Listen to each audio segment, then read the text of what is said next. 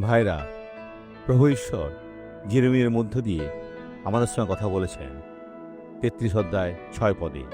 কিন্তু দেখো, আমি সুস্থতা ও প্রতিকার আনিব, আমি তাদের সুস্থ করব এবং তাদের কাছে শান্তি ও সত্যের প্রাচুর্য প্রকাশ করিব। এই প্রতিশ্রুতি মূলত ইসরায়েলে দেওয়া হয়েছিল, যাদেরকে বাবিলে নিয়ে যাওয়া হয়েছিল। সম্পূর্ণ জাতিটিকে গ্রহণ করা হয়েছিল, তাদের ভূমি ধ্বংসস্তূপে পরিণত হয়েছিল।